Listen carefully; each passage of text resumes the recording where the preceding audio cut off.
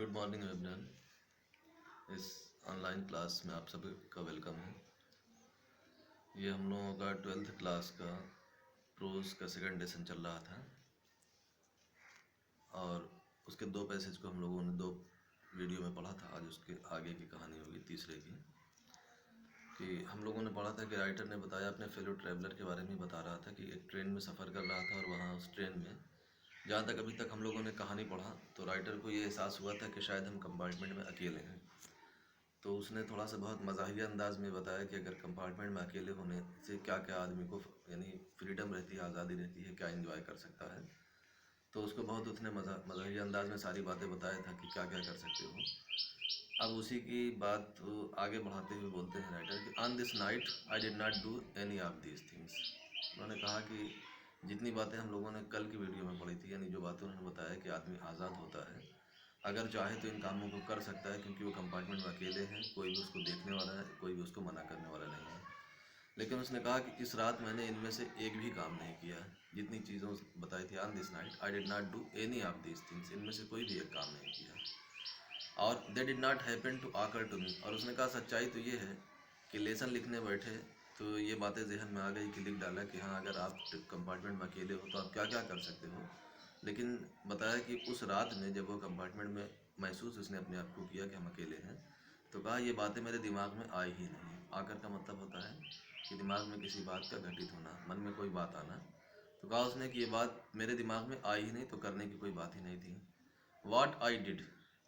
अब जब राइटर को ये लगा कि अब हम इस डिब्बे में, इस कंपार्टमेंट में अकेले हैं, तो उसके बाद जो उसने किया, तो वही कह रहा जो मैंने किया वाज मच मोर ऑर्डिनरी। वो बिल्कुल ऑर्डिनरी काम था, जैसे सारे लोग कर सकते हैं, वैसे ही ऑर्डिनरी काम था। When the last of my fellow passenger had gone. उसने कहा जब मेरा आखिरी फेलो पैसेंजर, मेरे साथ सफ़र करने वाला आखिरी इंसान जब हैड गॉन चला गया, तो I put down my paper. Writer paper पढ़ रहा था, उसने अपने पेपर को उठा के नीचे रखा। Stretched my arms and my legs. जैसे आदमी काफ़ी देर से बैठा हो या कुछ काम कर रहा हो तो थक जाता है, तो हाथ पैर लेके अंगड़ाई लेता है उठा के। तो उसने कहा कि स्ट्रेच्ड माने फैलाना, अपने हाथों को और अपने पैरों को मैंने फैलाया। उसके बाद स्टूड अप, खड़ा हुआ। And looked out of the window. और उसके बाद फिर विंडो से यानी बाहर झाँक के देखा। किधर देखा उसने? बाहर। ऑन द काम समर नाइट। वो काम का मतलब शांत गर्मी की जो रात थी, through which I was journeying, जिसमें मैं सफ़र कर रहा था। गर्मी की वो रात जिसमें मैं सफ़र कर रहा था, बहुत कॉम, बहुत शांत रात थी। तो विंडो से बाहर उसने देखा और क्रॉस्ड द कैरेज। उसके बाद उसमें कंपार्टमेंट में देखा होगा कि दो कैरेज बना होता है, दो पार्ट में बटा होता है।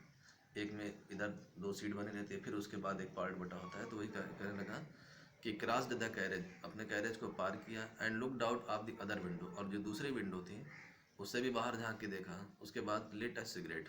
बहुत मतलब एक सिंपल कॉमन सी ऑर्डिनरी चीज़ें हैं जो राइटर ने किया।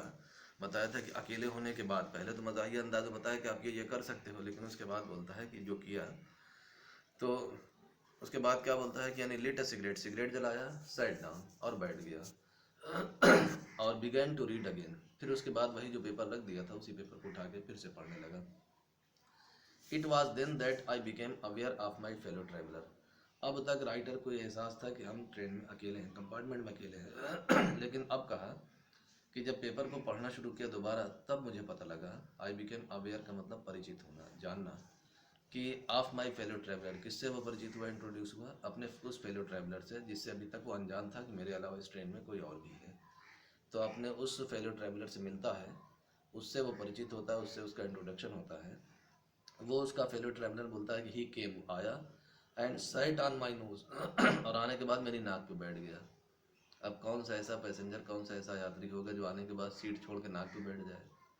तो राइटर बताता है वो, he was one of those wingy nippy intrepid insect.